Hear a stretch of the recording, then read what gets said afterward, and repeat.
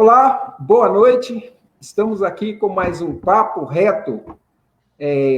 Vamos trabalhar hoje com a questão da educação, com a criança, educação e alfabetização nesses tempos de pandemia, nesses tempos de educação à distância, de educação remota.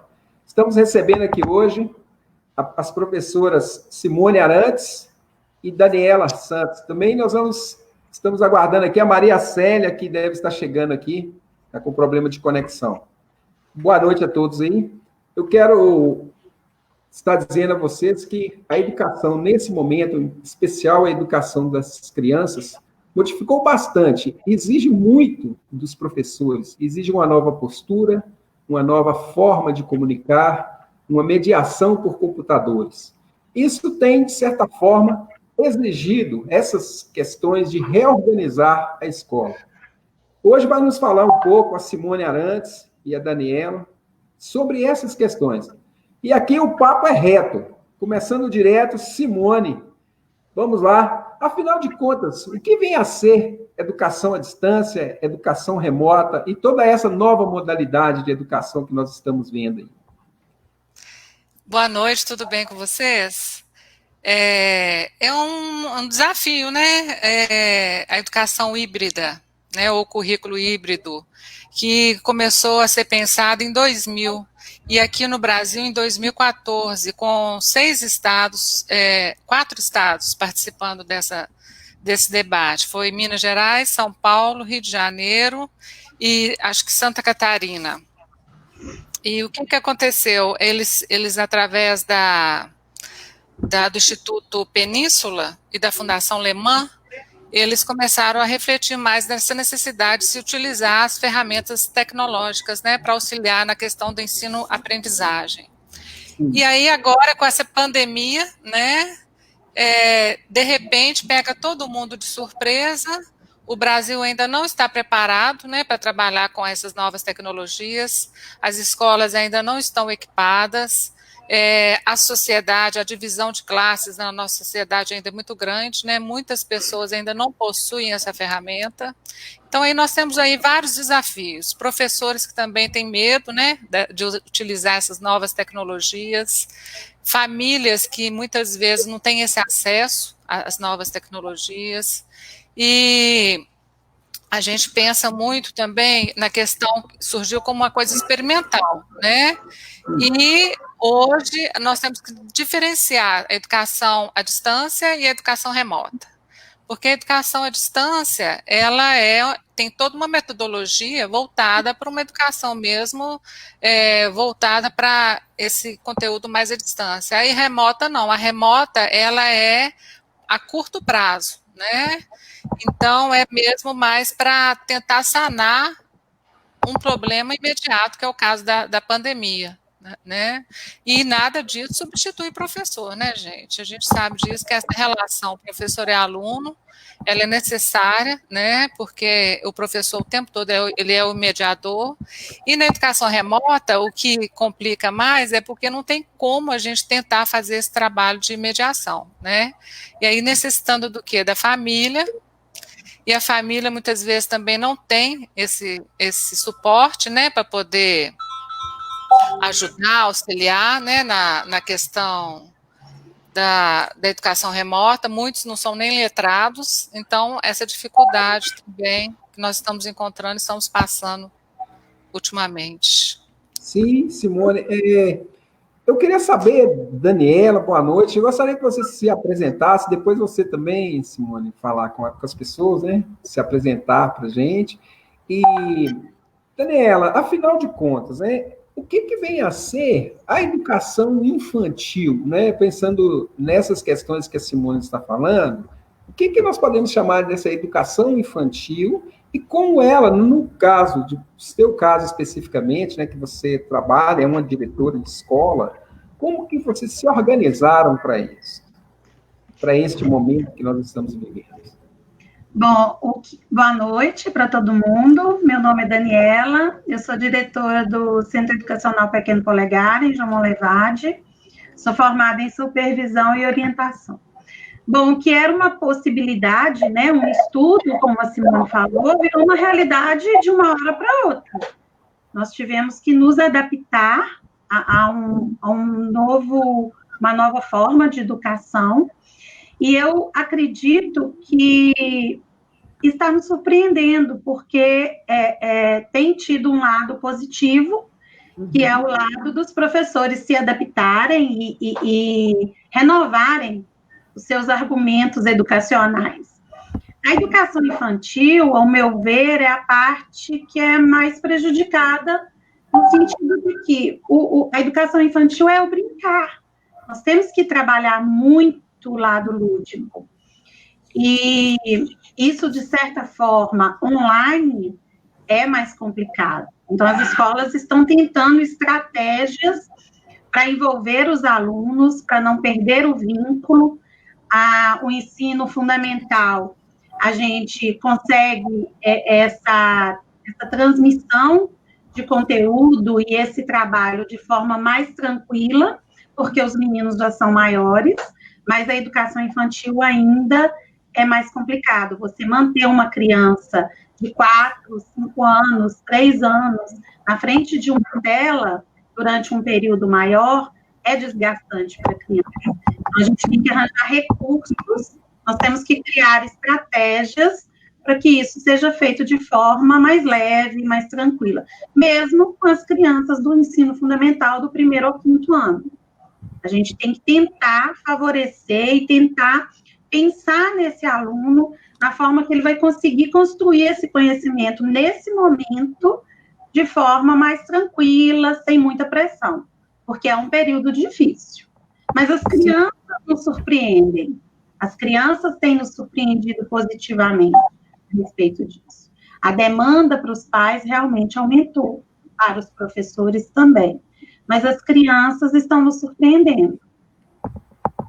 Nossa. Eu vou me apresentar também, né, Eliseu? Isso, muito bem. Meu nome é Simone, né? Simone de Cássia Arantes Brandão. Fui professora da Universidade do Estado de Minas Gerais, aposentei lá. E hoje estou trabalhando, né, no ensino fundamental. Já fui diretora, já fui orientadora educacional, já fui supervisora. Já trabalhei na Secretaria de Educação, já trabalhei na educação de jovens e adultos, já trabalhei com alfabetização e estou aqui, né, para ajudar nesse debate com vocês. Simone, aproveitando aí, como que, né, você falou um pouco para nós de educação remota, de educação à distância, falou um pouco das suas diferenças. Para você, quais são os limites e alcances deste modelo de educação? O que você pensa sobre essa questão? Isso é interessante, eu acho que o que a Daniele falou é muito importante, porque é uma novidade e os professores estão enfrentando corajosamente, né? E o empenho desses professores para desenvolver atividades, as estratégias que eles têm que estar desenvolvendo, elas estão sendo bem válidas, né? Porque muitas vezes os recursos que a gente tem não são tão grandes assim, né? E todos os dias a gente tem que inventar coisas novas. A gente tem que esquecer, principalmente, que essa relação, né, como eu falei anteriormente, de mediação, ela vai acontecer de uma forma diferenciada, né? Sim. Ela vai acontecer não com o professor 100% ali, né? Ele vai estar ali presente uns 30%. Aquele momento que ele está ali com o aluno. O restante depende do aluno. Agora, e da família também está dando esse acompanhamento. Agora, o que a Daniele falou é muito interessante. As crianças têm mais facilidade do que os adultos para desenvolver essas novas tecnologias, né? O adulto ainda tem muita restrição. Eu trabalho na rede municipal de Betim, eu percebo claramente a dificuldade dos professores de trabalhar com esses recursos. Eles têm medo, alguns têm medo, outros não têm muita segurança, né? Outros não querem trabalhar.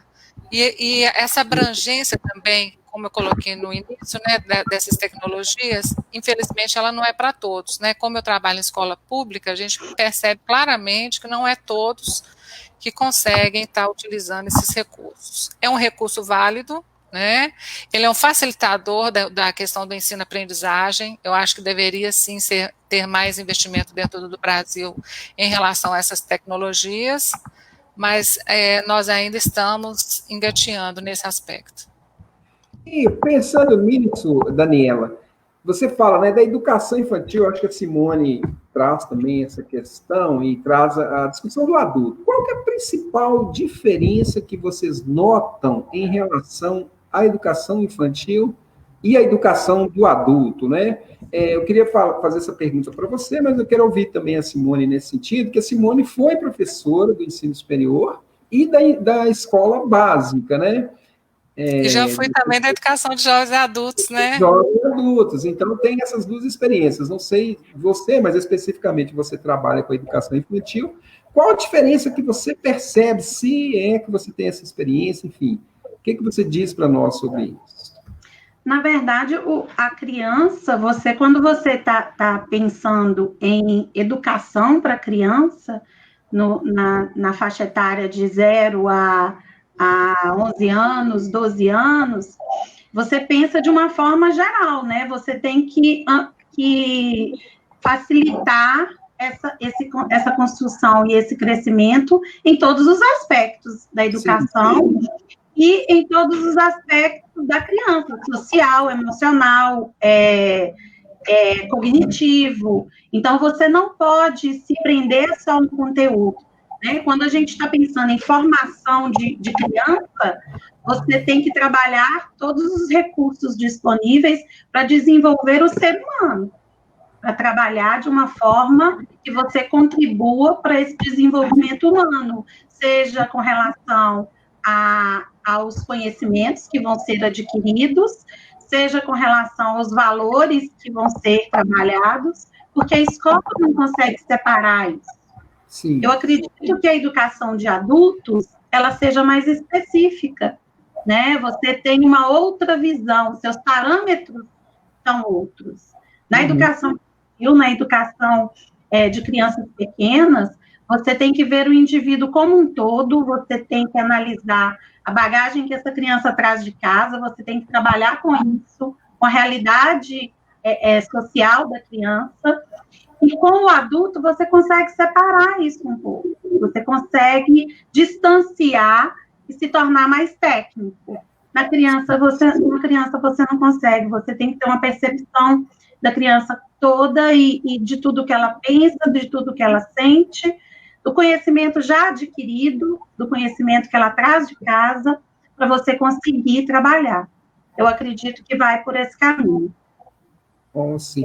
E você, Simone, o que você percebe? Olha, a gente tem que pensar que a alfabetização é a decodificação do código da leitura e da escrita, né? E essa decodificação, ela acontece tanto na educação infantil quanto na educação de jovens e adultos. A educação de infantil, ela é mais voltada para a questão da socialização. E aí tem os aspectos, né, que a Dani colocou muito bem, que é a questão física, motora, a questão cognitiva, a questão emocional, a questão social. E ela é muito marcada pela questão da exploração, né, da descoberta e experimentação. A educação de jovens e adultos, ela se assemelha muito nessa questão da cognição. Mas os ciclos têm as diferenças, né? Porque a questão dos ciclos de vida, eles são diferentes. O adulto, ele já traz a questão do mundo, o mundo que o cerca, né? A criança não, a criança está descobrindo. O adulto, ela já tem o domínio do letramento, né? Assim, ela já vê o mundo letrado, ela não é letrada, mas ela vê o mundo letrado, ela sabe que tem que pegar um ônibus, ela sabe que existe o mundo que o cerca é todo letrado. Então, ele já traz essa bagagem, ele já tem a experiência dele de vida, ele já tem a questão da exploração e da experimentação que a criança ainda não tem. Então, trabalhar com o adulto, o que a gente vai ver de diferença aí são as bagagens culturais. Tá? Então, a bagagem cultural do adulto, ela é diferente da bagagem cultural da criança, né? Lembrando que os dois estão em construção, né? Mas da criança, muito mais. Sim. Simone, vou trazer uma questão que não é específico do nosso tema, mas eu quero te ouvir em relação a isso, que é sobre a universidade, o ensino universitário e as escolas de ensino médio, básico, infantil.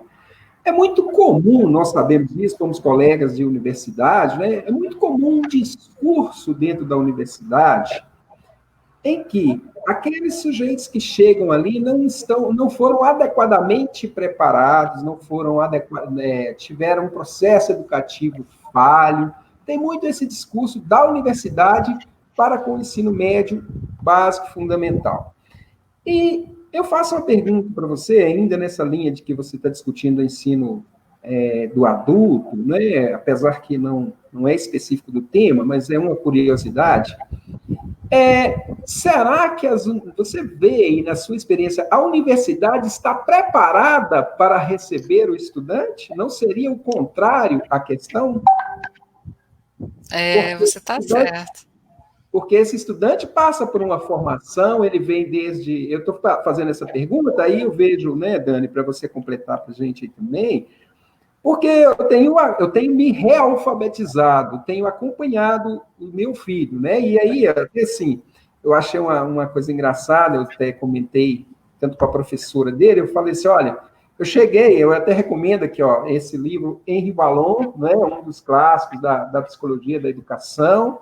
Nós temos o Wallon, nós temos o Jean Piaget também, que é um dos clássicos, né, recomendo também, e temos o Vygotsky, né, vocês devem conhecer de cor, né, esses autores.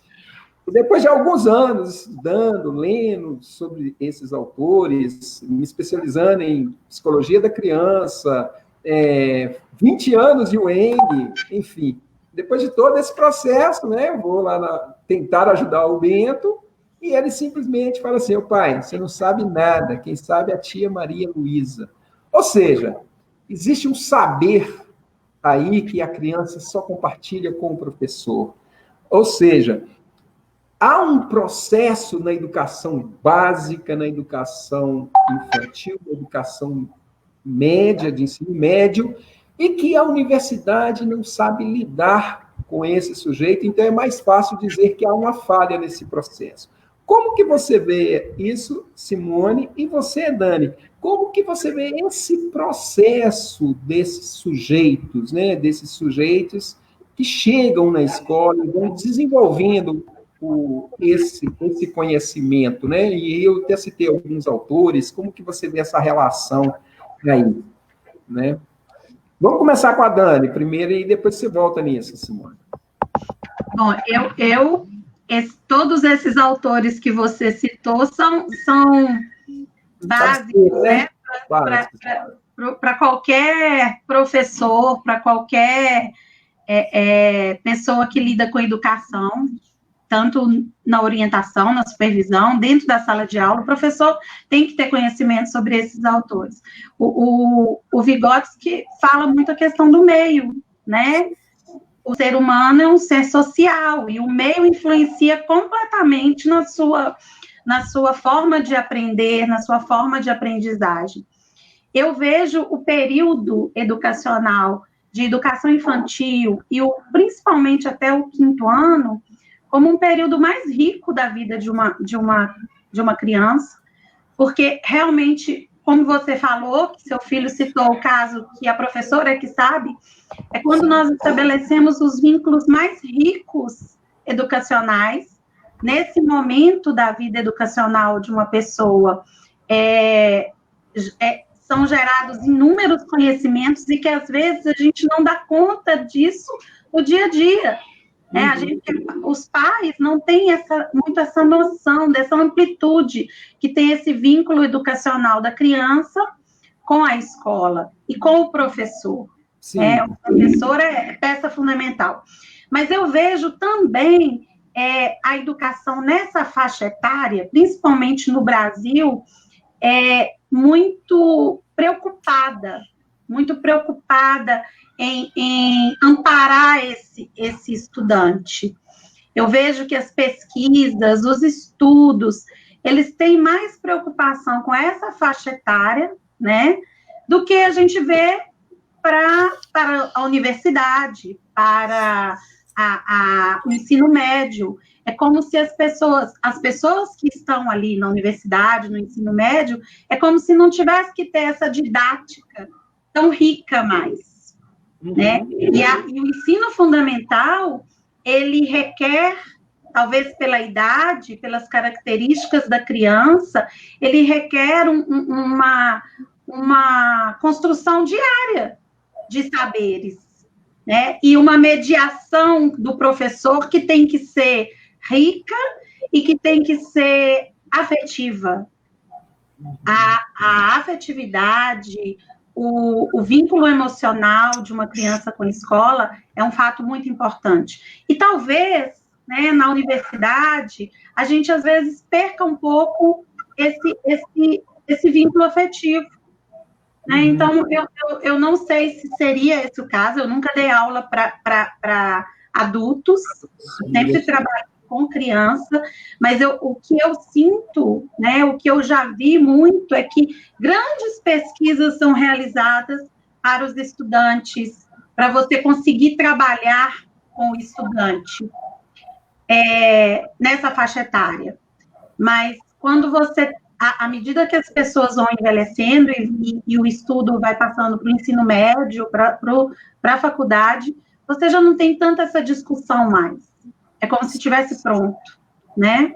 Talvez seja isso que a universidade se arvora de um lugar achando que, assim, olha, esse sujeito que chegou aqui não veio bem formado, ou seja, não se adequa à necessidade da universidade e do estudante, que é totalmente diferente do ensino básico e fundamental, né? Ensino das crianças. A gente tem outra mentalidade, né? A escola se organiza para receber as crianças. A universidade quer que os sujeitos se organizem para receber a universidade. É isso, Simone? É um pouco disso, né, Lisão? Na verdade, a gente vê muito que a questão das inteligências múltiplas, elas são bem trabalhadas, né, na educação infantil, no ensino fundamental, muito mais na educação infantil. Eu acho que o ensino fundamental e o ensino médio vai se perdendo essa questão das inteligências múltiplas, e aí vai se trabalhando muito com a questão lógico-matemática, né, o raciocínio lógico, e abandona-se a questão das inteligências múltiplas, porque às vezes eu sou péssima em matemática, mas às vezes eu sou extraordinária na música, né? Então, a educação infantil, ela se apropria muito bem disso, porque ela explora todos esses lados, né? Porque ela, o tempo todo, né? A questão da lateralidade, a questão espacial, a sinestésica, a questão intrapessoal, né? A interpessoal de relação com o outro. Então, isso tudo, ela é bem explorada na educação infantil. Infelizmente, nós ainda temos uma concepção, e essa concepção, ela é muito cobrada justamente aí eu já trabalhei na Secretaria de Educação, né? Então, pela Secretaria de Educação, na questão de números, né? Então, você tem que ter números de aprovados, você tem que ter as avaliações institucionais, que infelizmente hoje em dia virou regra, né, no nosso país. Dizem que é para ter um quantificador de como está a educação no nosso país, mas a gente não vê melhoria nenhuma, e nem o que se faz com essas avaliações institucionais, que recursos que as escolas que mais precisam estão recebendo essas avaliações institucionais, a gente também não vê, né? O ensino médio, infelizmente, ele está decaído, ele tem que ter uma nova estrutura, tem que ser modificado, porque o jovem que está hoje no ensino médio, ele não está se sentindo bem no ensino médio, ele precisa, primeiro que tem um lado que precisa de trabalhar, né? Precisa de ganhar dinheiro. E o segundo lado é que ele ainda está perdido, ele não sabe o que ele quer fazer, ele não sabe para que ele quer prestar vestibular, e o ensino médio ainda está muito longe dessas questões, né, mesmo de pensamento, da estrutura da inteligência emocional. Está muito ligado mesmo a conteúdo. Aí chega na universidade, o que acontece? A gente vê professores que nunca entraram numa sala de aula, né, que são professores totalmente com uma titulação enorme, mas estão totalmente presos à teoria, né? Então fica aquela questão do dogmatismo, e esquece que existe também a praxis, né? A prática, Oi, Eliseu. Só um detalhe que eu gostaria que você, né, você entrou nesse assunto, e é só para complementar. Eu costumo ver dentro da universidade a seguinte questão: você tem o médico que é regente, você tem o psicólogo que é regente de aula, isso é uma terminologia, inclusive, da secretaria, né? Você tem o professor e você tem regente. Me parece que 90% dos nossos professores universitários são regentes, não são realmente professores. Ou seja, não possuem uma formação pedagógica.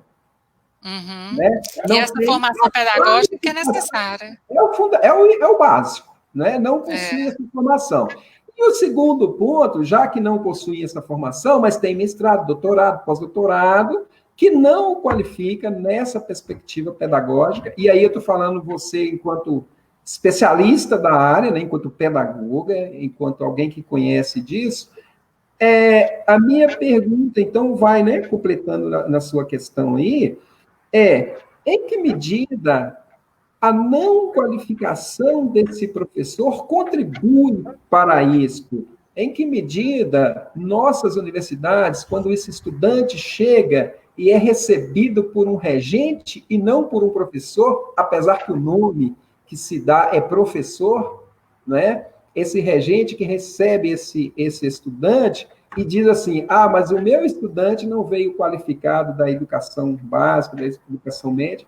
Isso contribui também para essa questão que você está falando? Como que você pensa isso? Eu acho que totalmente, né, Eliseu? Porque, na verdade, se o professor ele é formado em matemática e ele está lá de costas explicando para os alunos, o aluno não está entendendo, né? Então, falta para ele, para o pensamento lógico, matemático dele, ele está certo, mas e ele chegou, essa prática dele, ele chegou até o aluno? Então, por isso que é importantíssimo essa questão da formação, né? A questão pedagógica. Então, o professor quando ele não tem essa questão pedagógica, eu acho que dificulta muito para o estudante essa questão do ensino-aprendizagem. Realmente fica a desejar, né? A gente sabe, e hoje, principalmente na educação infantil, no ensino fundamental e até no ensino médio, e na universidade também, que a gente busca muito o sujeito pesquisador, né? Mas buscar só o sujeito pesquisador, sem você ser uma pessoa que tenha também, estar sempre buscando também, né? Então, nessa questão da formação, ser pedagogo é o quê? É buscar conhecimento. E muitas vezes a pessoa é só licenciada e acha que pela sua formação, pela sua licenciatura, já é o doutor do saber. E na verdade, isso não é uma íntegra, não né? Não procede isso, né? Não procede. Eu acho que tem um outro fenômeno também, que dentro das escolas, é isso, Dani? Dentro das escolas básicas e fundamentais, nós temos aí a figura do pedagogo enquanto uma figura da escola que conduz e que organiza e que monta um projeto da escola.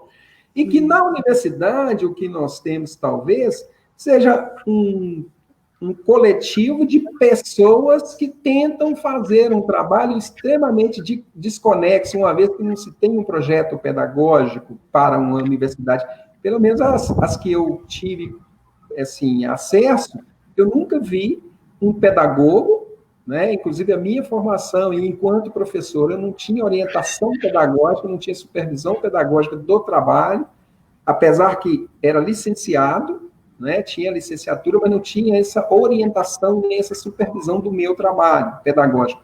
Sempre dizia assim, estamos aqui na UEN, no curso de pedagogia, na casa de ferreiro com espeto de pau. Nós não tínhamos um pedagogo na condução. E que, diferentemente, isso ocorria dentro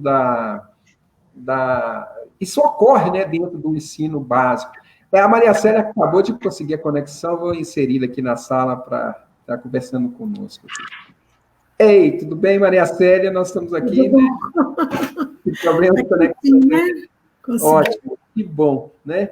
Mas nós estamos falando aqui, Maria Célia, tentando iniciar o papo reto aqui, né? Já estamos dando sequência, e aí você chegou, o papo é reto, vamos lá, logo para você. Eu quero saber de você. Vamos em frente. Vamos lá. Saber de você como que você pensa a questão, né, da educação infantil, educação com as crianças nesse momento que nós estamos vivendo, eu queria que você falasse um pouco, que você teve experiência também como professora, né? Gostaria de duas coisas. Primeiro, você se apresentar e dizer para nós como que você vê a educação nesse nosso momento. Boa noite. Nós estamos aqui com a Simone Arantes e com a professora Simone Arantes e a professora Daniela. E depois nós vamos... Boa noite, Maria. Boa noite a todos vocês. Boa noite, Maria. Né? E minha experiência educacional, né, como especialista em educação e professora, e eu, no momento, eu vejo a educação de uma forma muito preocupante, porque essa questão, né, da pandemia veio criar um caos para todos nós, né, não só na saúde, como também nas escolas, né, tanto particular quanto pública. Eu acho que muita gente está enfrentando muitos problemas com relação a isso, principalmente os professores, os pais e, claro, os alunos, né? Acho difícil estar conseguindo acompanhar tudo isso de uma forma tranquila e serena. Acho que está dando para poder atrapalhar muito a vida dos familiares.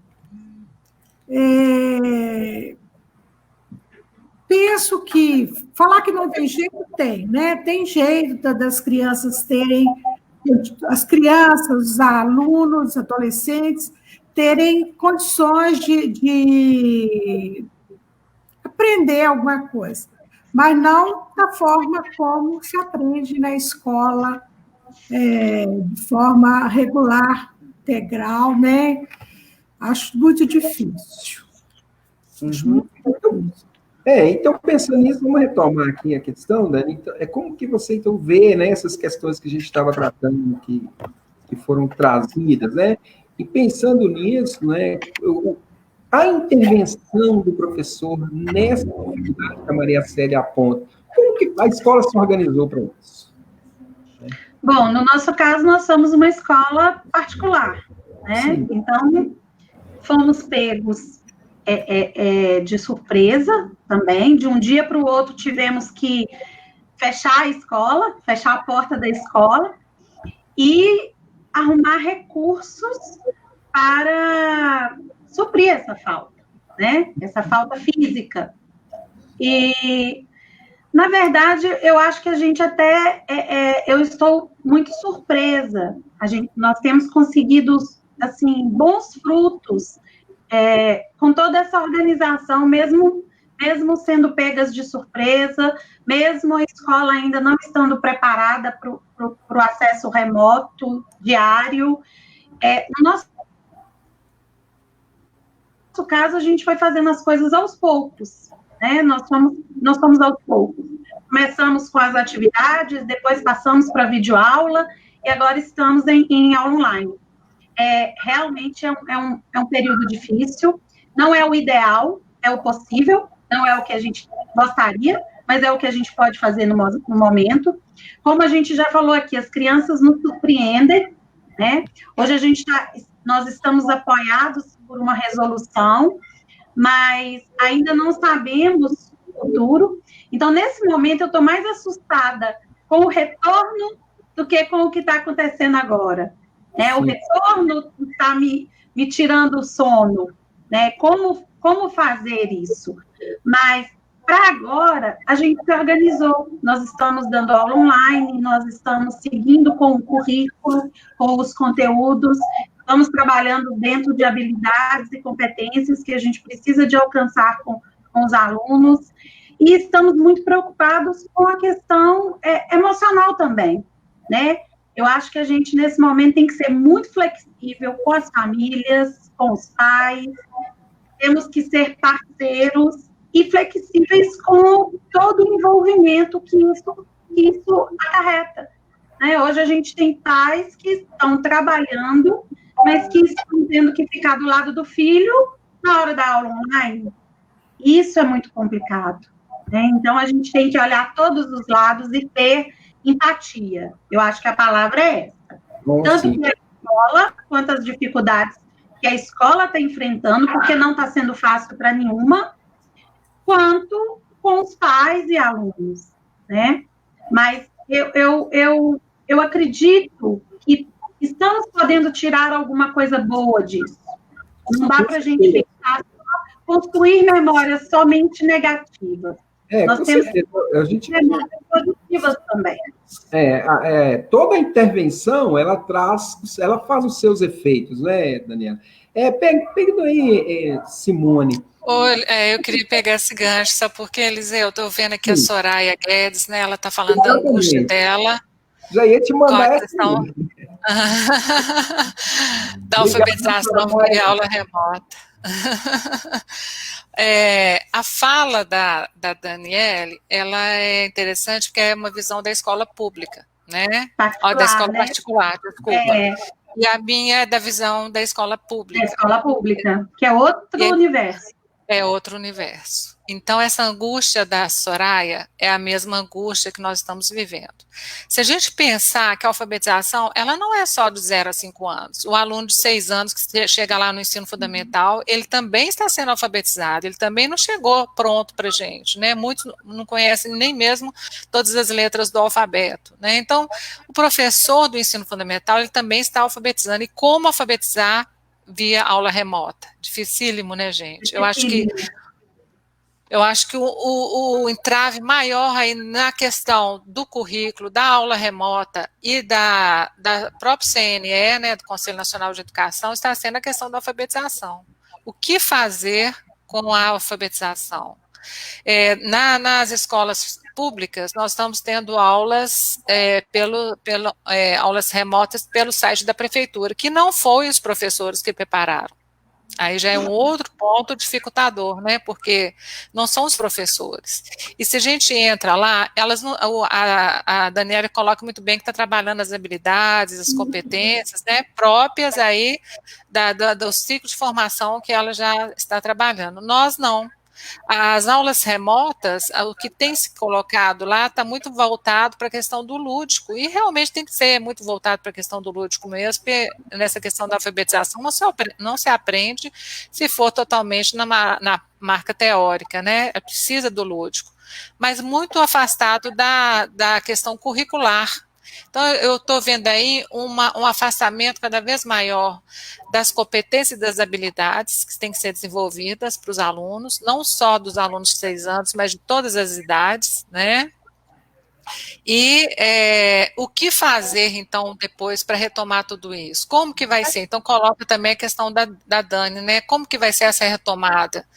A gente está vendo aí que as prefeituras, os governantes estão forçando essa volta, né? E aí, com sábados letivos, tem feriado, Natal, Ano Novo, trabalhando, mas será que vai realmente ter tempo hábil para poder preparar essa criança? E aí eu vejo o outro lado também das famílias que não querem retornar esse ano, famílias que querem anular esse ano, né? Famílias que estão tirando alunos da escola particular porque não querem continuar pagando a escola particular. Então, vocês estão vendo como que está virando um bolo de neve, né? E assim, ninguém tem resposta para nada.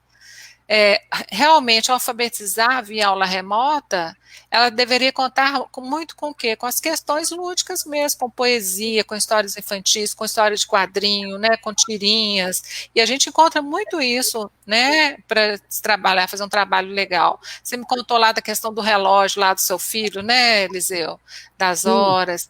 Então, olha só, tem muita coisa interessante que a gente pode estar trabalhando, né? Só que precisa do quê? Precisa dessa imediação do professor, e a gente não está conseguindo fazer, né, essa imediação através das aulas remotas. Veja bem, só para inserir mais uma questão nisso que você está falando, aquela questão que o Piaget nos chama a atenção do erro construtivo, né? Uma coisa é você ver dentro da sala de aula. Por exemplo, eu estou com um livro aqui embaixo, você está olhando e não está vendo esse livro. Então, de certa forma, você não tem acesso, enquanto professora, ao que o estudante está com ele aqui. Você não sabe, né? Aí o nosso do Vygotsky, né? Você não sabe o que está passando, qual é a produção desse estudante. Então, aí eu pegando junto, né, e mantendo essa pergunta ainda da Soraya, como que é a intervenção na questão do erro construtivo da criança? Eu queria ouvir você, assim, do ponto de vista da aula remota, o que você nos diz, e a Maria Célia, do ponto de vista de como isso funciona no dia a dia de uma escola antes, né? Como isso funcionava antes. Porque você mesmo está com 2 livros interessantes, né? Que é o Vygotsky e a Valon, né? Valon e Piaget.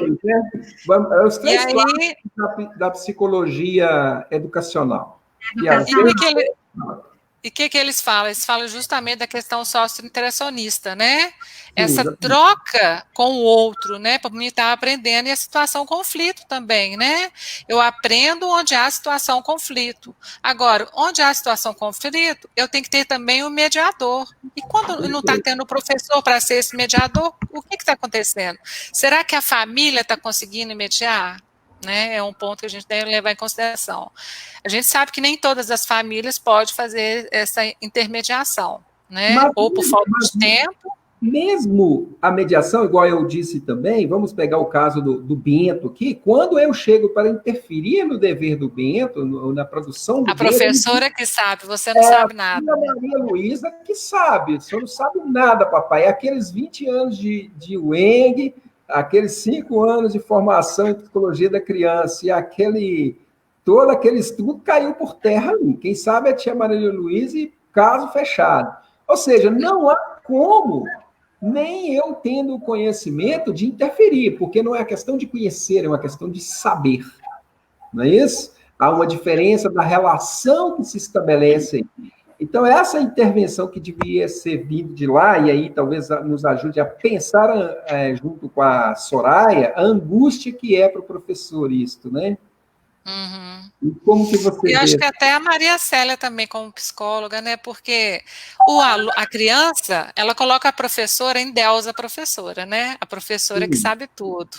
Exato. A professora que ensina melhor, é a professora que fala certo, o meu pai não está falando certo. Exato.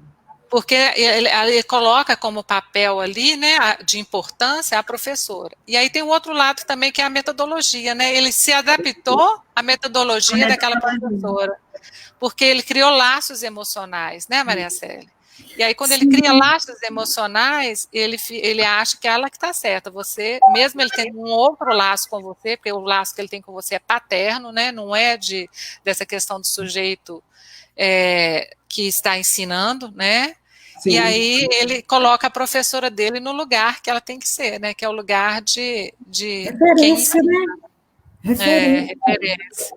A referência de quem vai passar para ele é a experiência, né, educacional. E é, né, nesse professor ele coloca assim, né, a confiança, a segurança. E isso é muito importante no ato educacional. Quando a criança erra, né, se o professor tem uma postura de corrigi-la de forma punitiva, é complicado. Ao passo que ele tem que partir desse erro exatamente para criar conflitos, né? Conflitos construtivos, porque é nessa perspectiva socio-interacionista que nós buscamos, nós usamos o erro como uma forma construtiva de aprender. Né? Da aprendizagem. O erro é construtivo, né? O erro é um momento da aprendizagem, é um momento do processo de aprendizagem. Então, o professor tem que estar atento. O professor tem que estar atento a esses erros. Né? São eles que vão servir de subsídios para o planejamento da sua aula, para o planejamento de todo o seu trabalho. Então, cada criança pensa de um jeito. Cada criança tem um desenvolvimento como referência, todos esperamos o mesmo das crianças, mas acontece que, né, existem as individualidades, e cada um tem uma forma de lidar com as questões e com esses conflitos e com esses erros. Então, eu penso que o ambiente escolar é um ambiente muito rico, né? É um ambiente de interação, é um ambiente de viver experiências, e também não podemos esquecer dos coleguinhas, né? O que os colegas dentro da sala de aula representam para uma criança, né? É momento de socialização mesmo, tudo. E com essa questão das aulas remotas, eu vejo essa dificuldade toda de acontecer. Essas interações, elas não acontecem, né? A relação do indivíduo com a tecnologia é uma coisa totalmente diferente daquilo que acontece nas aulas presenciais, no momento ali de interação das crianças. O meio é um facilitador, né? O meio é um facilitador da aprendizagem. Então, eles aprendem entre os pares. Isso é fato. Uma criança aprende com a outra, ela é modelo da outra. Então, essa troca entre pares é muito importante. E, lógico, a mediação do professor o tempo todo. Porém, essa parte que é tão rica é o que a gente está perdendo, né? No dia a dia, nessa construção de conhecimento, esse caminho percorrido, quando você erra, você vê que você errou, seja quando você está em fase de desenvolvimento de escrita, né, silábico, pré-silábico, o erro te conduz a um caminho de pensamento, de pensar sobre as suas hipóteses. Só que você também tem um coleguinha do lado, e a criança, ela interage o tempo todo. Isso é muito rico. É uma das coisas que a gente tem pedido. A Simone mostrou essa questão de que na universidade quer se formar um pesquisador. Parece-me, pela sua fala, que o pesquisador está aí, né? Exatamente. O pesquisador está aí. A universidade nunca forme um pesquisador, uma vez que o pesquisador é esse é o perfil do pesquisador. E aí, pensando nisso, eu queria que você comentasse também sobre 3 outros pontos, né? Você, eu acho que está trazendo para nós a questão do que a gente chama de conhecimento lógico-matemático. Nós temos também o conhecimento dito social e o conhecimento físico. Nesse momento, como essa relação no conhecimento social, porque parece que o lógico-matemático, nós estamos até com a angústia aí da nossa Soraya, que ela nos trouxe, como ensinar, como interferir nesse momento, no conhecimento lógico-matemático. Acho que vocês estão colocando isso que a gente chama de conhecimento físico, e só para nós estamos aqui com outras pessoas, né? A Soraya, a Vânia, que está aqui conosco, a Márcia Galvão, está aí em Ipatinga, né? Márcia, um abraço. Débora Exeurudi, a psicóloga, minha amiga de faculdade, que ficou de estar conosco na próxima live, está fazendo aí um mestrado, trabalhando com a questão da Covid, na UFMG, né? A Amélia Barbosa, que é pediatra, que está aqui conosco também, né? Enfim. O conhecimento físico é aquele conhecimento que o sujeito se apropria através dos seus órgãos do sentido. Por exemplo, conhecer cores, conhecer cheiros, conhecer uma série de questões de conhecimentos físicos. Conhecimento lógico, matemática, da estrutura lógica do pensamento, né? Nós falamos de matemática, que é 2 mais 2 é 4, 4 menos, enfim, vai essa dimensão da lógica da matemática. E o conhecimento social, que é esse convívio entre os sujeitos, onde ele aprende a se respeitar e a respeitar o outro, onde ele se insere numa relação social, né? E aí, como que isso tem sido feito nessas aulas remotas, Daniela? Quais são os avanços que você percebeu, que você fala de avanços também, isso é importante, que a gente está aí fazendo um processo mediado por computadores, mediado pela internet, onde você tem uma dificuldade, que é esse, talvez, do conhecimento social. Mas, como que você percebe essas questões aí hoje, nesses 3 aspectos do conhecimento? Nós tivemos uma experiência interessante. O segundo período, as crianças de 5 anos da escola, elas tiveram necessidade de ver os colegas. Então, estávamos fazendo videoaulas para essa faixa etária, e eles queriam ver os colegas, eles queriam interagir com os colegas. Então, nesse momento, a gente está conseguindo, mesmo com pouco tempo, com poucos recursos, eles conversam. A gente está conseguindo favorecer uma interação. Lógico que não é a interação ideal, não é a relação com a escola, que eles têm aquela vida deles, o dia a dia deles na escola. Isso é uma coisa que é inexplicável. Só quem entende é quem está vivendo aquele dia a dia, como que essa criança se apropria daquele meio e consegue desenvolver socialmente, cognitivamente. Então, o que a gente tem tentado? É favorecer esses momentos de interação e de vínculo com o professor, e de ver os colegas, de conversar com os colegas, e de trocar de alguma forma. Nesse momento é o que a gente consegue fazer, porque às vezes só uma videoaula, por exemplo, não favorece. Então, quando você coloca a turma online, você consegue algum momento de interação, de conversa. Deixa eu fazer uma pergunta, Eliseu, para a Daniele. Claro, como que acontece? Como que acontece isso? Vocês têm uma sala onde todos os alunos participam e a professora também? Sim. Nós mandamos um link via grupo de WhatsApp, os professores entram, os alunos mas aí também. entra pelo WhatsApp. Não, a gente manda só o link. Manda só o link pelo WhatsApp e eles entram no grupo, na sala. E é isso que a gente está fazendo. É isso aqui. Eles conversam. É isso aqui. Então, esse momento que nós estamos fazendo aqui, eu falo que eu também estou me alfabetizando lá com a Dani, viu? É esse momento aqui que nós estamos fazendo, através de um outro sistema, que é o Cisco Webex, era usado o Zoom também, onde tem as pessoas, como nessa tela que nós estamos, e aí eles trocam ideias, né? É isso, Dani? Isso. A professora vai conduzir, né? A professora conduz e a gente dá aula e acontece em muitos momentos interação entre as crianças. Lógico que quando você trabalha com crianças um pouco maiores, por exemplo, 8 anos, 9 anos, 10 anos, isso se dá de forma mais tranquila. Mas mesmo os pequenos estão conseguindo uma interação.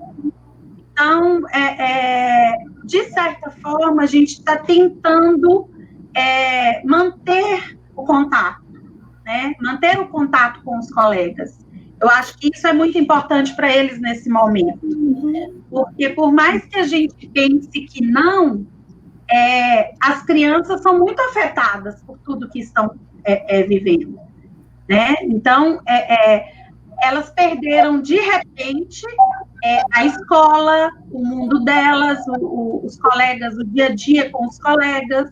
Então, quando você abre a tela e todos se veem, existe um momento de troca. E isso é muito bom. Uhum. As crianças estão vivendo hoje uma situação atípica, né? E manter essa interação é muito importante e significativo para ela, justamente para não perder essa referência de escola, essa referência de ambiente escolar. Né? Bacana, muito bom. A Soraya até comentou a questão, né, Dani? Quem dera, né, todos tivessem acesso à internet, para que isso fosse feito em todas as escolas. Achei a ideia fantástica. Parabéns, né? Eu também gostaria que tivessem. Eu gostaria que todas as escolas tivessem essa possibilidade. Porque eu sei que a realidade do Brasil está longe disso. Longe disso. A maioria dos estudantes brasileiros estão muito prejudicados. Sim. Nesse momento. Então, a escola particular ainda consegue desenvolver um trabalho e fazer com que haja esse momento de interação. A escola pública realmente está num período que não está fácil. Não está fácil. A realidade não está fácil. E aí eu entendo a dúvida. E a questão a figura do professor, que realmente ele tem que ser criativo, ele tem que buscar, e isso é uma coisa inerente ao professor. Ele tenta, de todas as formas, resolver uma situação e dar conta daquela situação. Né? Eu acho que assim, eu tiro o chapéu, professor, realmente. Nesse momento, no Brasil, eu também estou, assim, muito... Eu falei isso com o Eliseu hoje. Eu estou positivamente, assim, surpresa com algumas situações, porque eu achei que iam ser mais problemáticas. Né? O professor realmente está se atirando de cabeça e tentando resolver as questões. E, professora Simone, em relação ao currículo, você que é um especialista nesse ramo, né, da discussão do currículo, e aí eu vou juntar aqui com a fala da Débora, que é exatamente essa. Nesse momento, requer uma reorganização dos paradigmas em diversas áreas da sociedade. Pensando especificamente no currículo e na organização da escola, o que você nos fala a esse respeito neste momento? O que deve ser repensado em termos de currículo? E podia falar um pouco, Simone, só para esclarecer, que talvez tem pessoas que não são específicas da área, né, que estão nos assistindo, de falar para nós assim, o que é o currículo, a sua função, rapidamente, só para a gente não perder aqui o papo reto, né? A organização curricular é realmente todos os documentos de uma escola, como que ela funciona, né? Entra a questão do planejamento, do regimento de uma escola, né? Como que funciona a metodologia da escola, o quadro de profissionais para essa escola funcionar. Então, tudo isso é um currículo, né? E como que ele é organizado, qual que é a visão filosófica dele, né? Então, tem visão filosófica mais dogmática, tem visão mais filosófica mais voltada para regime militar. Então, o currículo, ele é essa organização que envolve toda essa documentação, e aí, entrando também a questão dos conteúdos a serem trabalhados. E aí eu entendo muito bem a questão da Débora e da Soraya, porque essa angústia, realmente, ela está sendo perdurada aí para as escolas públicas, né? O professor está meio perdido, não tem essa facilidade, né, que as escolas particulares estão encontrando através desse estudo remoto. Para se desenvolver esse trabalho na escola pública é muito mais difícil, né, porque cada escola aí tem mais de 700 alunos, turmas variáveis, muito heterogêneas, né, e aí a Daniela falou muito bem que a gente trabalhar com os pares, as crianças aprendem. Agora, no meio onde a sociedade é desigual e onde nem todos têm essa possibilidade, então como se trabalhar isso? Então, outra questão também que dificulta o trabalho. E aí pensar como a Débora fala da reorganização dos paradigmas, ela é fundamental. A gente não pode mais pensar num conteúdo de um currículo fechado, né? Eu tenho que trabalhar isso, isso, isso. Não cabe mais, principalmente nessa questão da pandemia, né? As avaliações, aí eu entro em outra questão também, né? Porque as avaliações também fazem parte do currículo. Como que eu vou avaliar esse aluno? Como que vai ser a minha avaliação? O que esse aluno aprendeu? Como que eu desenvolvi esse trabalho? Como esse aluno, né, estando à distância, o que ele está percebendo dessa realidade? A gente já levantou aqui várias questões importantíssimas de aspectos que dificultam o trabalho. Então, como que eu vou avaliar esse trabalho? Então, realmente, esses paradigmas, eles têm que ser mudados. E é interessante, né, porque se a gente pensar numa outra forma de pensar a educação, não só na educação formal, né, mas pensar também na educação do que a própria Dani falou, do que ele traz para a escola, como que eu vou desenvolver o que ele sabe. E aí, como que eu vou pensar nisso para trabalhar remotamente? Está vendo como é difícil, né, pensar em vários aspectos, e como que o professor não vai conseguir solucionar esse problema? Sim.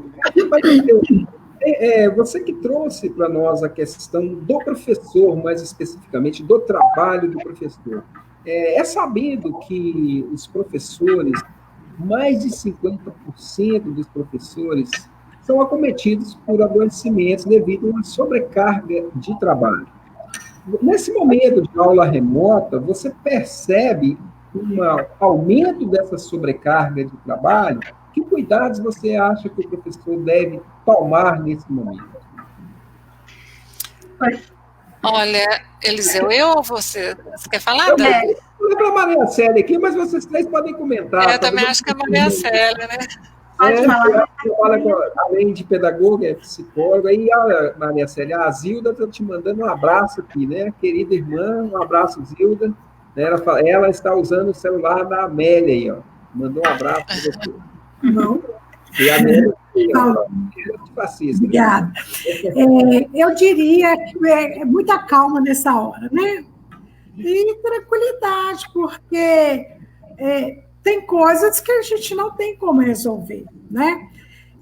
Outras, como eu disse no início, eu boto fé no professor porque ele usa o bom senso sempre, né? Porque ele pensa no seu aluno, ele pensa nessas questões todas que envolvem a questão da escolaridade, da alfabetização e tudo, ele pensa isso tudo dia e noite, né?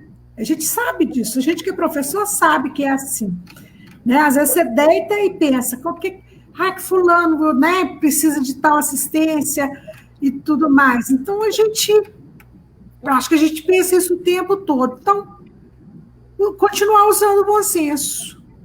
Sim. O que eu posso fazer? O que eu dou conta de fazer? O que eu tenho que eu posso fazer? Os recursos nós sabemos que, diante das nossas autoridades públicas, né, a educação está na última escala de prioridade.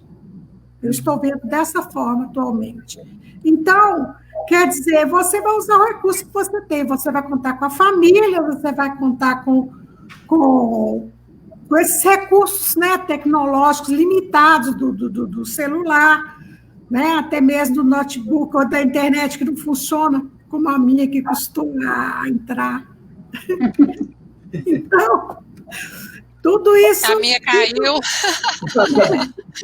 Tudo isso, assim, os recursos tecnológicos são fáceis, imagina os humanos, né?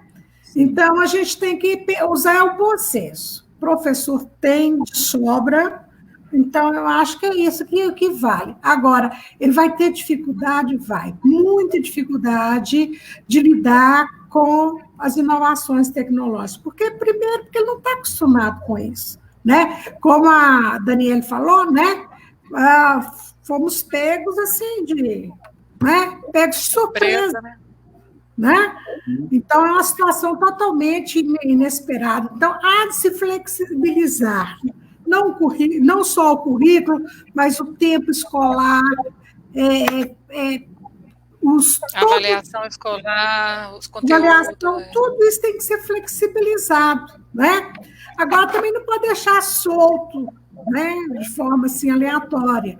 Então, há de se pensar conjuntamente, e aí, via tecnologia, e encontrar soluções juntos, porque não tem como cada um fazendo uma coisa diferente do outro, né?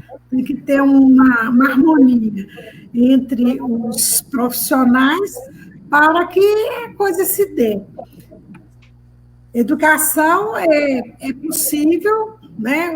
É uma palavra muito ampla, a palavra educação, justamente por quê? Porque ela engloba muito o bem-estar de quem está ensinando e de quem está aprendendo. Então, o aluno feliz precisa de um professor feliz também, né? Mesmo contra essas tempestades todas que estão ocorrendo no momento. Então, tranquilidade, vamos fazer o que vai dar, o que der para fazer. Ninguém vai inventar um recurso na última hora e ficar testando também, né? justamente porque essa não tem controle da situação. Né? E ela não é só da responsabilidade do professor. No caso aí da família, por exemplo, né? Entra também com parceiros. As famílias são parceiros, da escola particular, os pais vão, acompanham, tá junto, aprendendo junto, e na pública também tem que acontecer da mesma forma.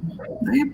O que eu tenho procurado saber de alguns profissionais que trabalham na escola pública, sobre como que está a questão da aprendizagem. Então, algumas respostas são de que os pais não estão nem aí, né? Mas na escola também, regular também, muitas vezes, muitos, né? Deixam a desejar. Pelo menos no meu tempo, a gente brigava por causa disso, né? Fazia reunião, os pais nem lá compareciam para pegar os boletins escolares.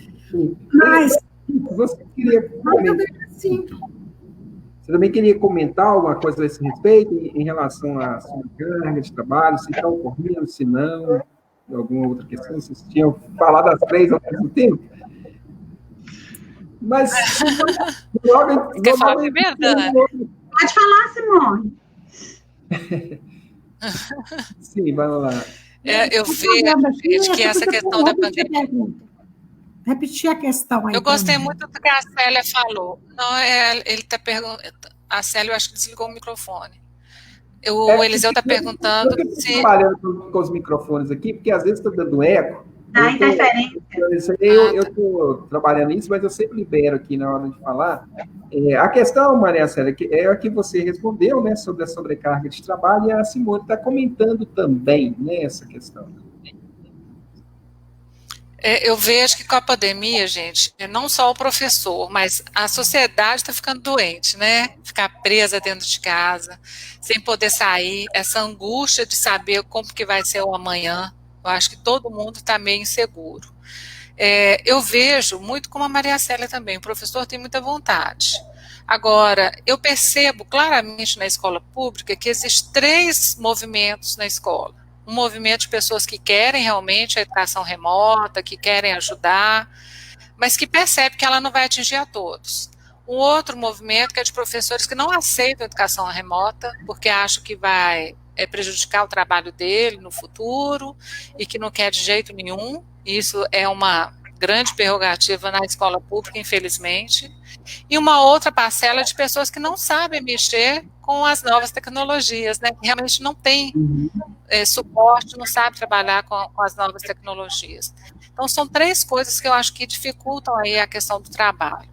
Na questão, voltando lá para a questão da Débora e da Soraya, eu acho que a gente tem que buscar alternativas, sim. Eu, dentro do meu grupo de trabalho, sou uma das pessoas que sou a favor da educação remota, porque nesse momento se faz necessário. E como trabalhar numa escola que não tem recursos, né?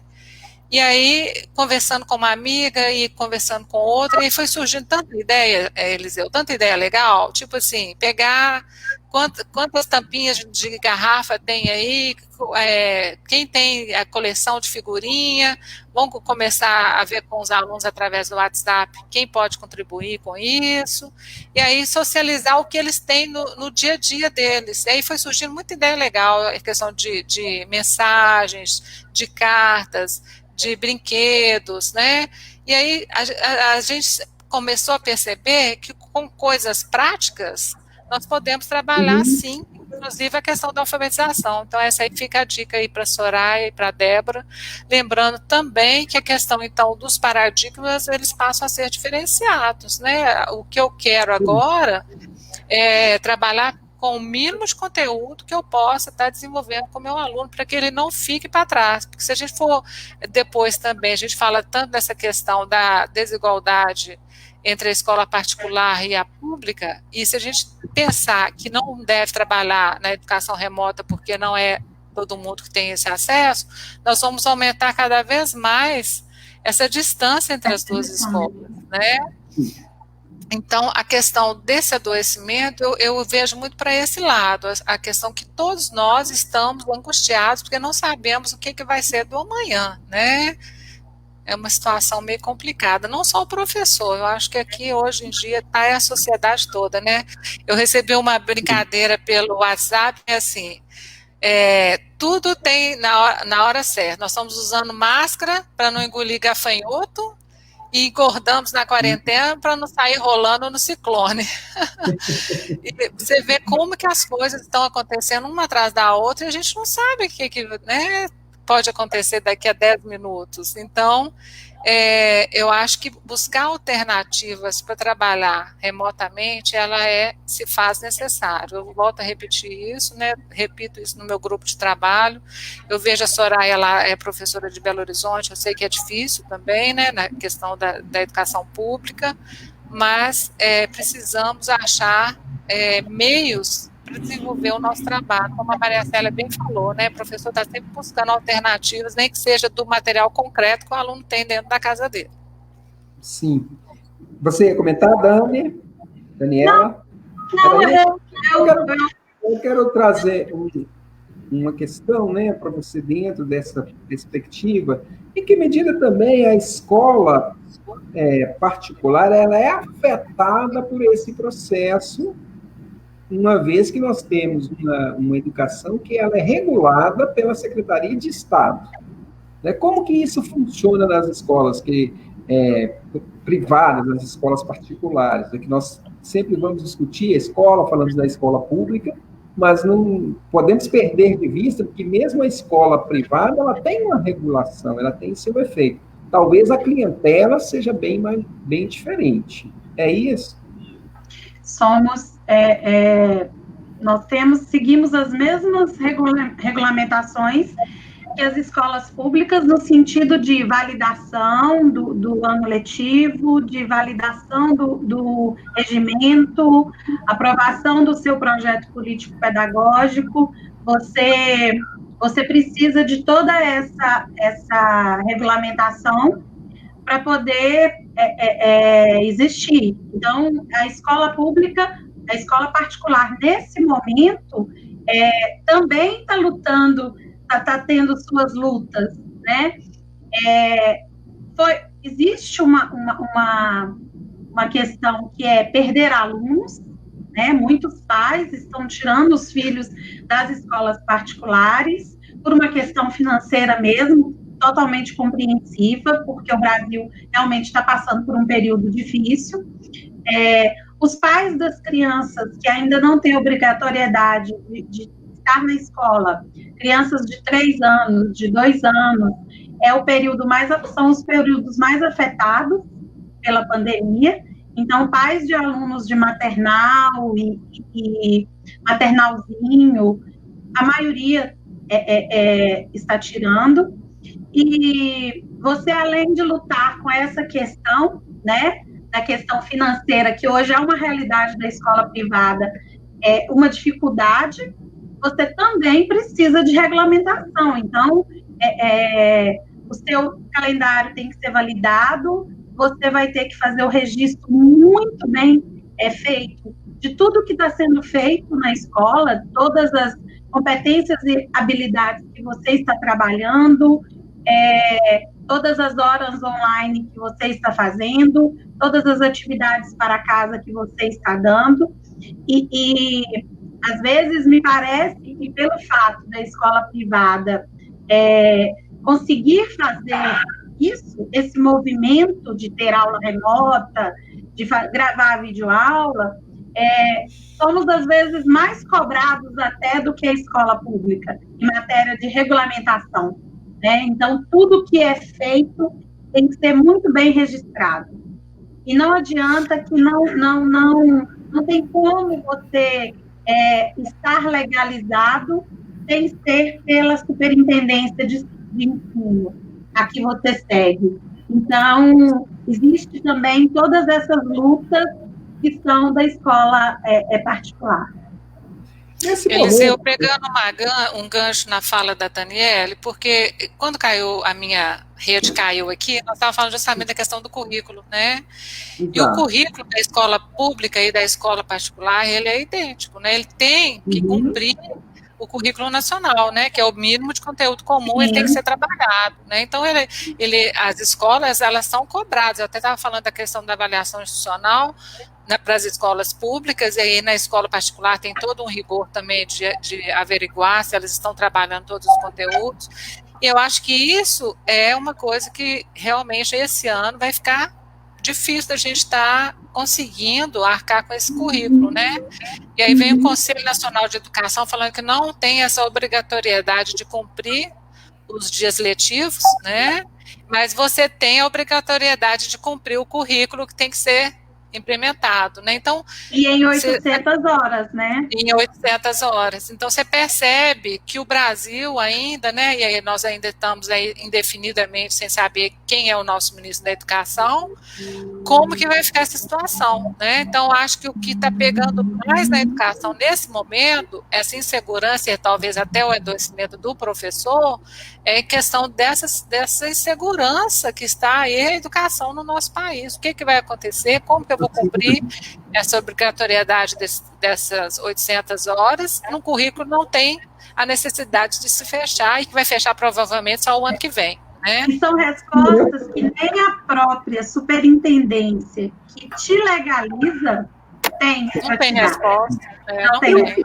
Eu sempre falava, enquanto professor, que era o seguinte: minha maior alegria será quando uma das minhas alunas for ministra nesse nosso país.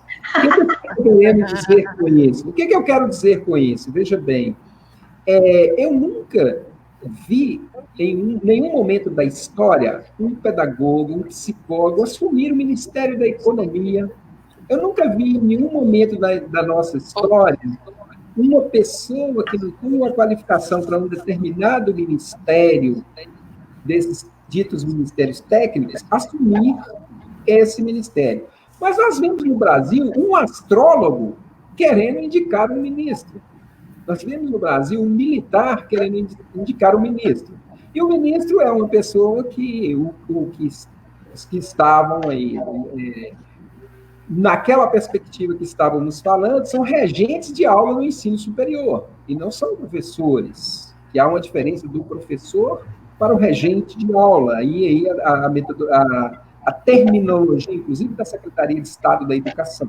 E quando nós não somos habilitados a desempenhar o cargo de professor, ou melhor dizendo, a função do professor numa determinada área, somos nomeados como regentes, ou seja, não tem aquele professor, você pode reger a aula daquele professor, mesmo não sendo qualificado como tal.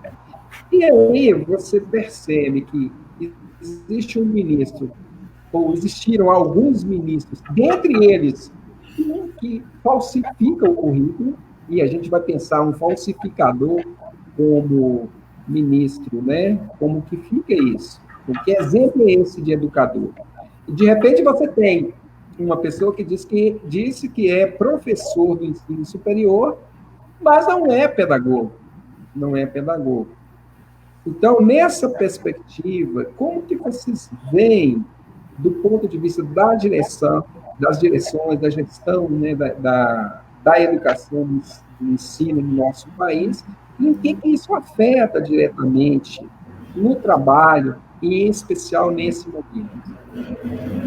Eliseu, eu acho isso tão sério, tão importante, que eu trabalho na gestão da escola e eu vejo meu olhar diferente pelo fato de eu ser professora.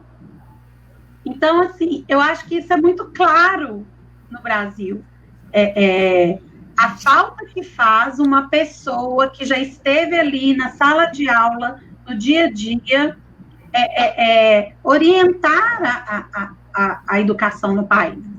Então, o meu olhar como professora, ele interfere na minha gestão, porque como professora eu vejo o que dá certo numa escola, o que não dá certo, eu vejo como o meu aluno constrói esse conhecimento e as situações que eu tenho que propor para o meu grupo de professores facilitar essa construção. Mas eu vejo isso muito mais claro porque eu estou na sala de aula.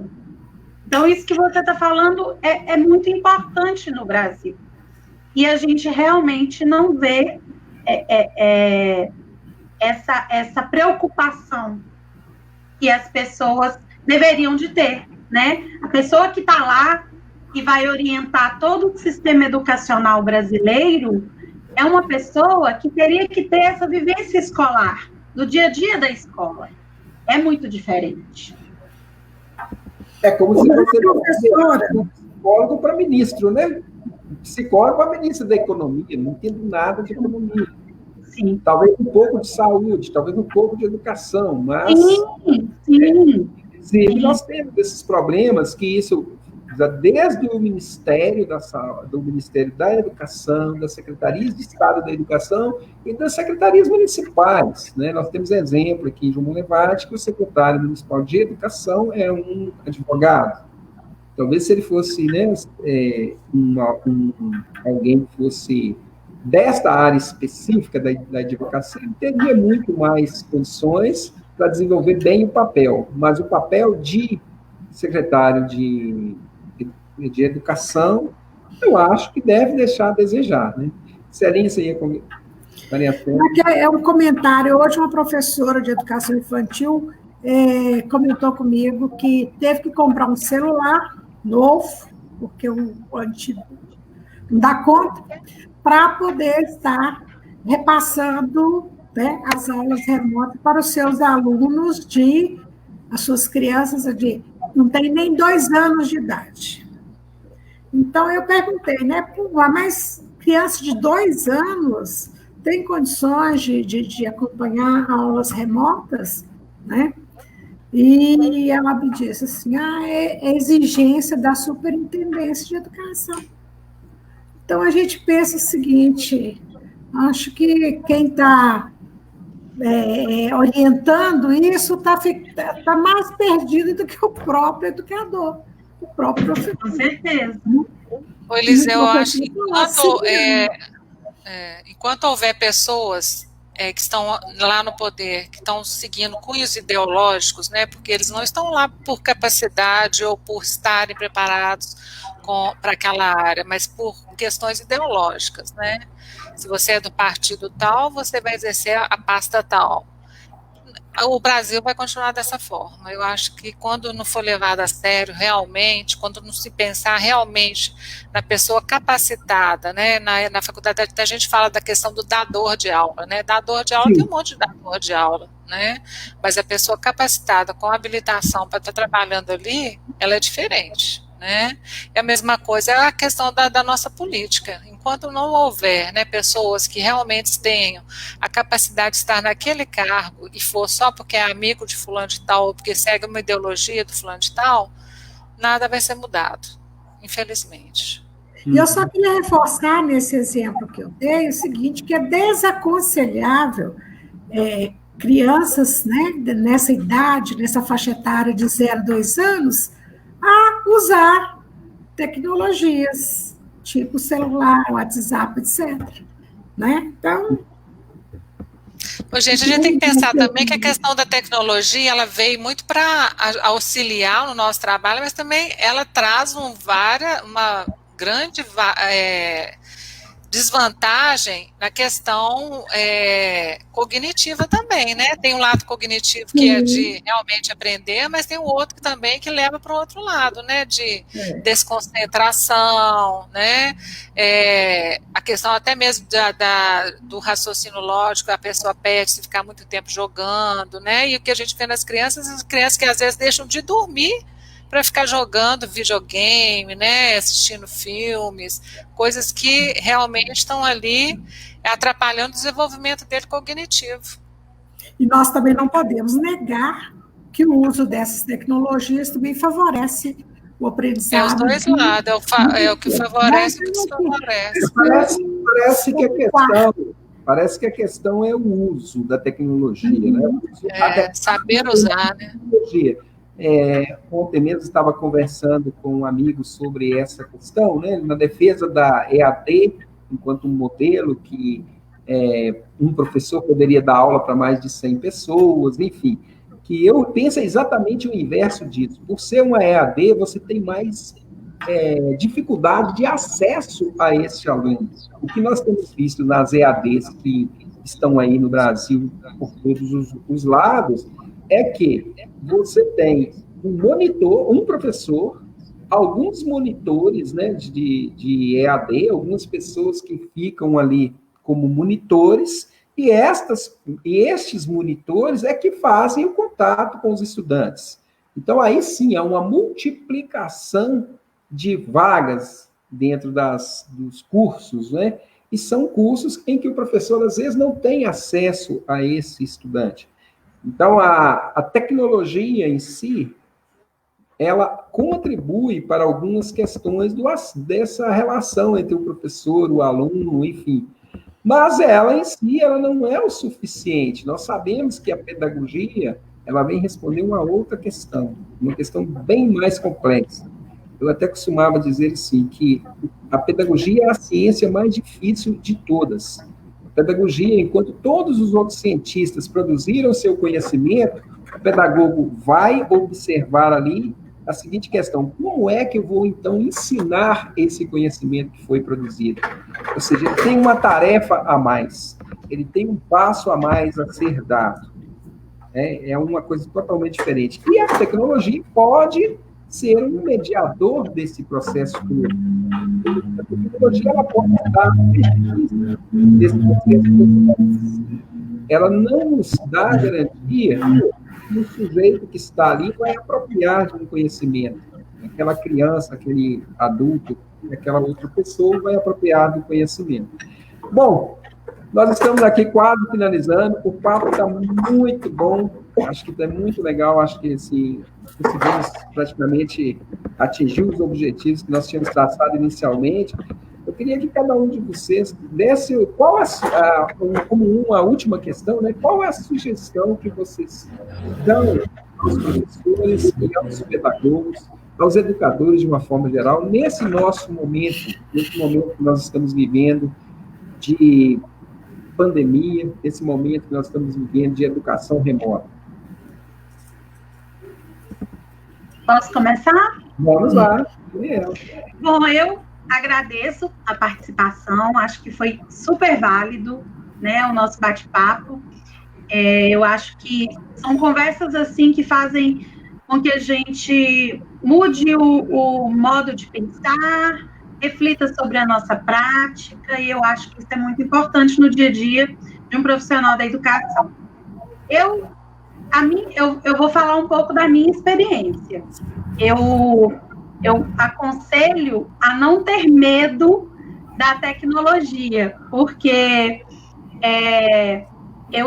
quando começou tudo isso, o que vinha na minha cabeça eu não vou dar conta, eu não vou conseguir, eu não entendo nada de vídeo, eu não sei converter uma aula, e eu fui com a cara e a coragem, e a gente vai uma ajudando a outra, e vamos tentando, né? Lógico que eu sei que nós estamos num país que nem todos têm os mesmos recursos de conseguir fazer isso.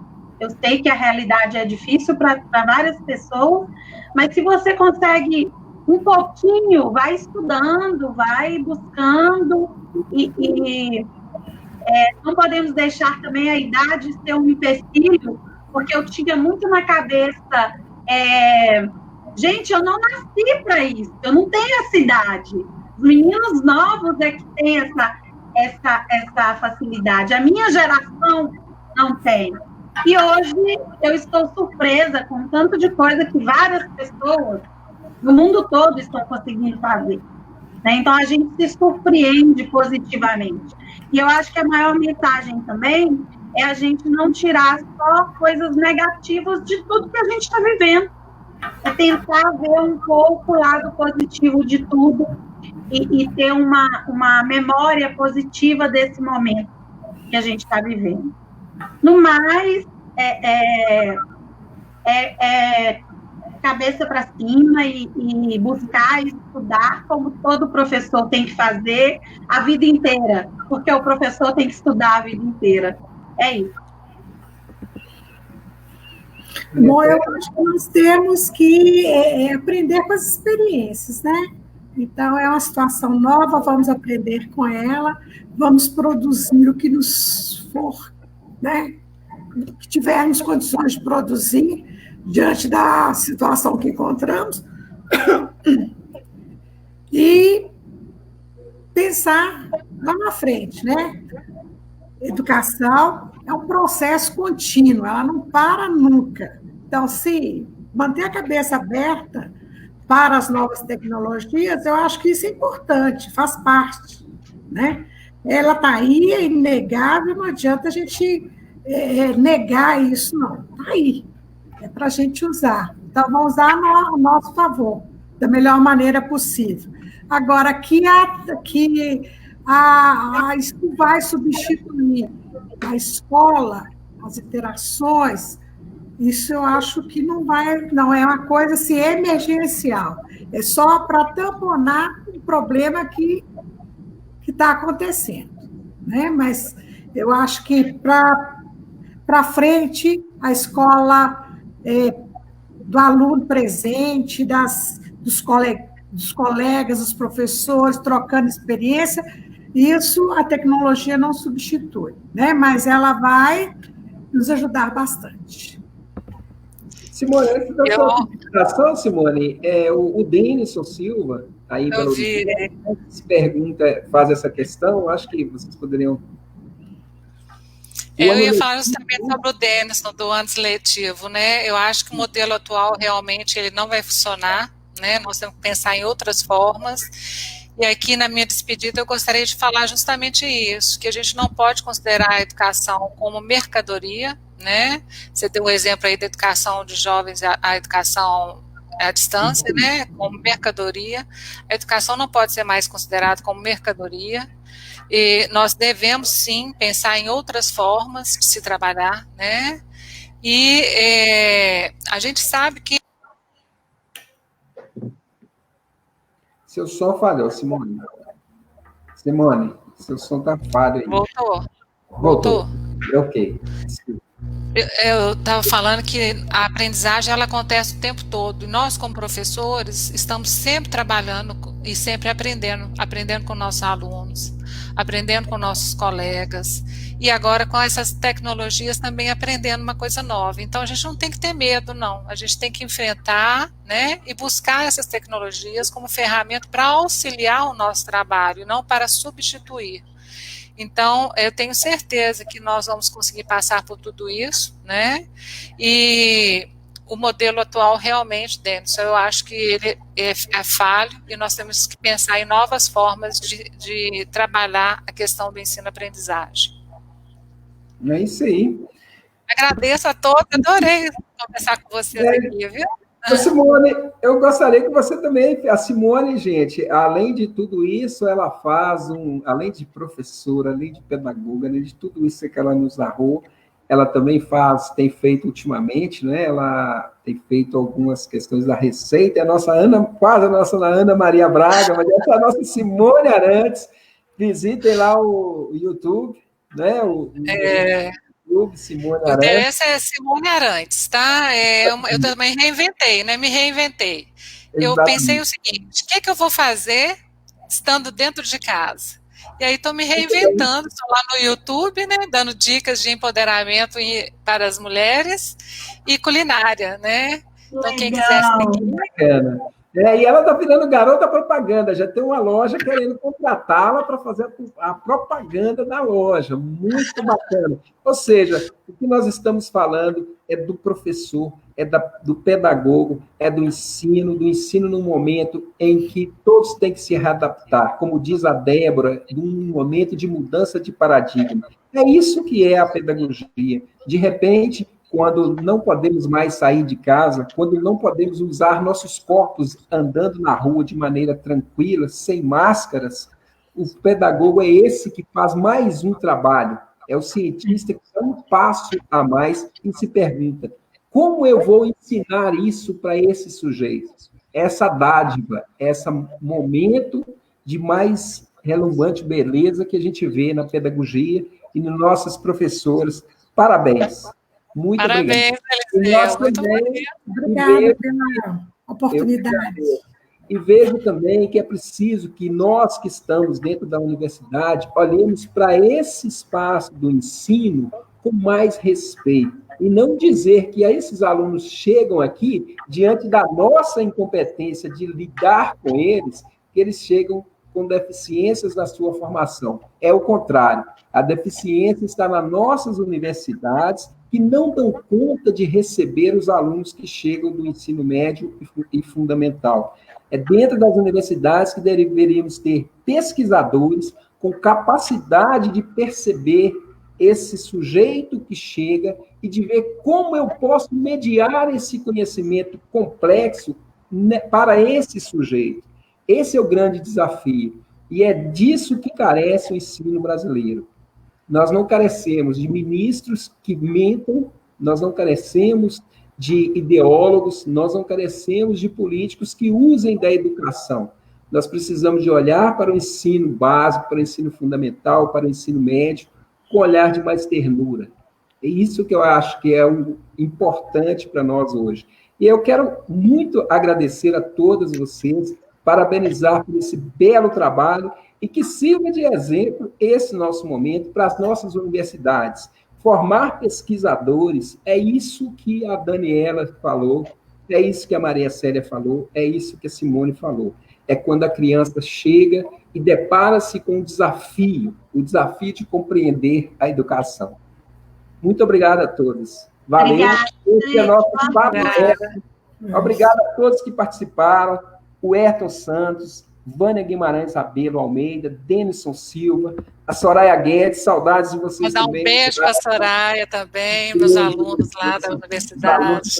Exatamente. Débora Xerudi, que esteve aqui conosco, a Amélia Barbosa e a Zilda, grande abraço. Obrigado também, educadora, né, que esteve, o Paulo Brificado, Arthur, enfim, todos que estiveram conosco hoje, que fizeram aqui seus comentários, queremos agradecer, né?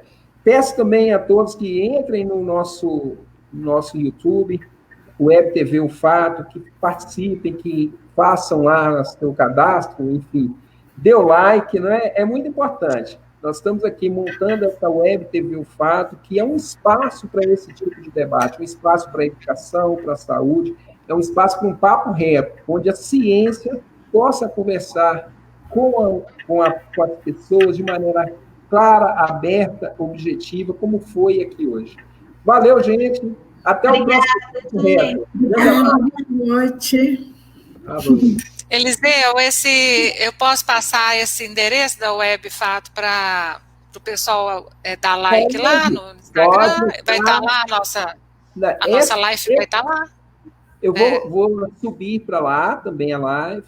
Esse aqui está no Facebook e tem no YouTube, o canal no YouTube. E esse aqui vai estar que dia lá no YouTube? Já está ao vivo lá. Nós continuamos ao vivo ainda. Né? Hoje então foi o maior dos papos retos. Nós já estamos aqui com 1h40 de um papo muito gostoso, né? Um papo que trabalha a essência do que é o ser humano. É o único ser vivo que é capaz de apropriar-se da experiência de um outro ser vivo. Isso é de uma grande beleza. Valeu, gente. Obrigada. Obrigada. Boa noite. Tchau, gente. Obrigada, gente. Tchau.